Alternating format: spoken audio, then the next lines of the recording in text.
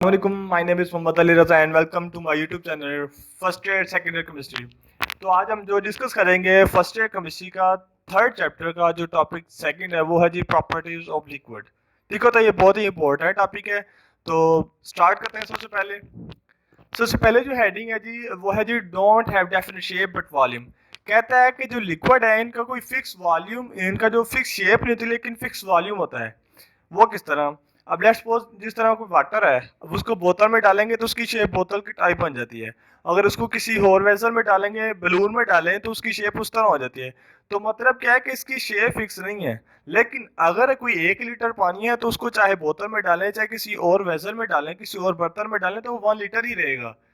तो इधर से पता चला कि उसकी जो शेप है वो फिक्स नहीं है लेकिन उसका वॉल्यूम जो है वो फिक्स है। इसको मैं डायग्राम से भी शो करता हूँ। ये आप देखें, डायग्राम नजर आ रही है आपको। ये लेट्स सपोज ये वाटर है, उसके अंदर वेसल के अंदर 1 लीटर है। अब इसको आप चाहे किस मर्जी वेसल में डालें तो 1 लीटर ही रहेगा। ठीक है, ये आप बढ़ने नहीं लगा या और ना ये कम होने लगा है। लेकिन इसकी शेप फिक्स नहीं है। जिस बर्तन में डालेंगे उस बर्तन की शेप को ऑक्युपाई कर लेता है। ठीक है। अब नेक्स्ट जो हेडिंग है जी वो है इवेपोरेशन एंड डिफ्यूजन। इवेपोरेशन क्या होता है? इवेपोरेशन बबल्स का बनना। ठीक है, जिस तरह पानी अक्सर धूप में पड़ा हो तो ऐसा ऐसा क्या हो, पानी खुश्क हो जाता है। वो क्या होती है? वो इवेपोरेशन होती है। पानी जो है बुखारात बनकर उड़ जाता है। तो इवेपोरेशन होती क्यों है? इवेपोरेशन लिक्विड की असल में उसकी काइनेटिक एनर्जी की वजह से होती है। जो लिक्विड के मॉलिक्यूल्स होते हैं उनके अंदर काइनेटिक एनर्जी होती है मूव करने की वजह से। ठीक है, और मूवमेंट की वजह से वो जो है ना, जो हाई एनर्जी मॉलिक्यूल होते हैं वो सरफेस से एस्केप कर जाते हैं। बबल की फॉर्म में इवेपोरेशन अकर होती है इस तरह। ठीक है, तो इस तरह ये इवेपोरेशन शो करते हैं लिक्विड। नेक्स्ट है जी डिफ्यूजन। डिफ्यूजन मैंने लास्ट वीडियो में भी डिस्कस किया था। डिफ्यूजन कहते हैं मिक्सिंग को। अगर दो डिफरेंट टाइप्स ऑफ लिक्विड है उनको जब आपस में मिक्सअप कर दिया जाए तो वो मूवमेंट की वजह से मॉलिक्यूल्स की वो जो मिक्सचर है ना वो होमोजीनियस हो जाता है, एक जैसी कंपोजिशन का मिक्सचर बन जाता है। तो इसको मैं डायग्राम से शो करता हूँ। ये पहले है जी इवेपोरेशन। आप देख रहे हैं, लेट्स सपोज ये वाटर है। ठीक है, उसको हमने कोई थोड़े टेम्परेचर में रखा है या लेट्स सपोज सनलाइट में रखा है। तो उसके क्या है, वेपर्स जो हैं जिनकी हाई एनर्जी थी वो सरफेस से स्केप कर रहे हैं।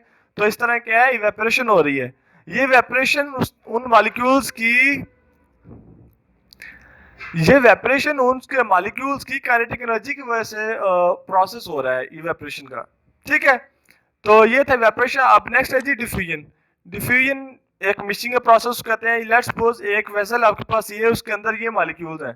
ठीक है, कोई लिक्विड है, लेट्स सपोज कोई किसी भी तरह का कोई और लिक्विड है। लेट्स सपोज वाटर है, उसके अंदर सोडियम क्लोराइड है। इस तरह कोई भी लिक्विड हो सकता है। ठीक है, अब ये एक और मिक्सचर है।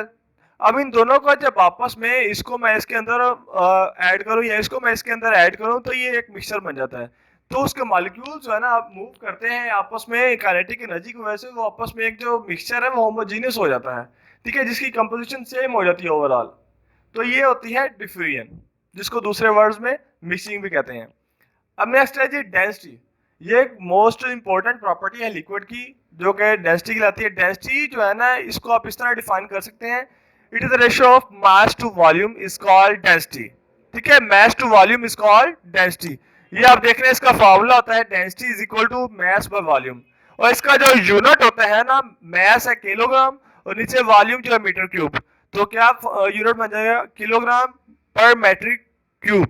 ठीक है, अब ये मैंने टेबल आपके लिए बनाया था कि आपको मैं शो भी कर सकूं कि गैस, लिक्विड और आगे हम सॉलिड पढ़ेंगे उसका मैंने कंपैरिजन लिख दिया है, आपको मैं शो कर सकूं कि इनकी प्रॉपर्टीज का डिफरेंस क्या आ रहा है। अब पहले है डेंसिटी। डेंसिटी क्या है? मास पर वॉल्यूम।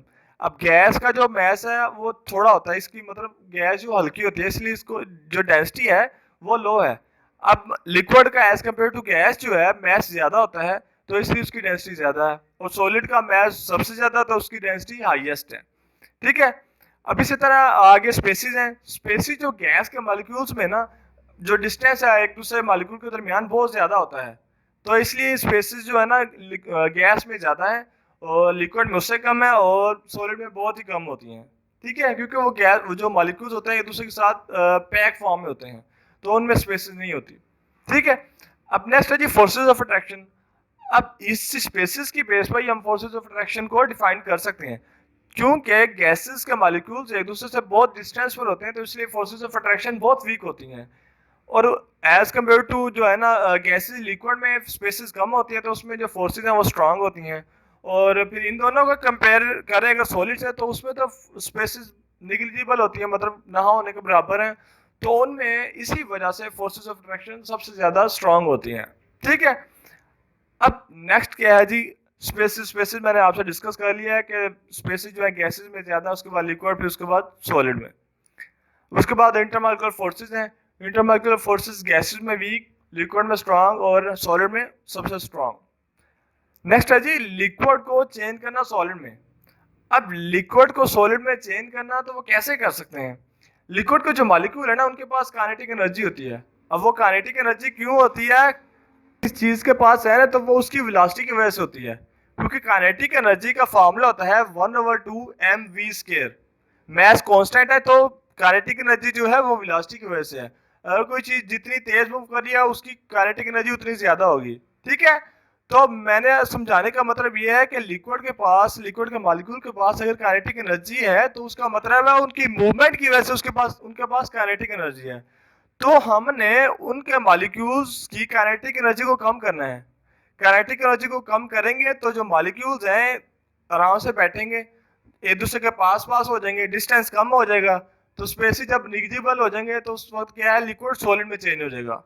ठीक है, तो इन जो काइनेटिक एनर्जी को फिर कम करने का प्रोसेस क्या है कि किस तरह हम उनको कम कर सकते हैं, वो एक प्रोसेस होता है कूलिंग। ठीक है, तो कूलिंग के जरिए हम लिक्विड को सॉलिड में चेंज कर सकते हैं। ठीक है, तो ये आज का बहुत इंपॉर्टेंट टॉपिक था। So stay tuned and stay happy. Thank you.